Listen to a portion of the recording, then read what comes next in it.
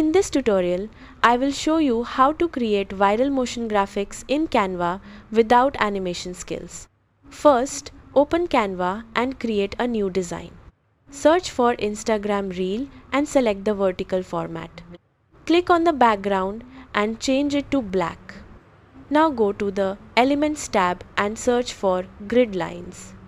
Add them to your canvas and adjust their position. Change the color to white for a clean look. Next, go to Elements and search for Stickman. Use the filter and select Animated Elements. Choose an animated stickman and add it to your canvas. Resize and position it where you want. Now go to ChatGPT and generate a motivational quote. Copy the text and paste it into Canva.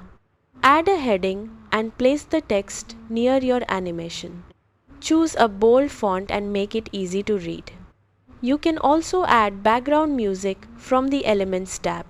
Preview your design to check the motion and flow. Once you're happy, click on Share and then Download. Choose MP4 format to export your video. That is how you create viral motion graphics in Canva without animation skills.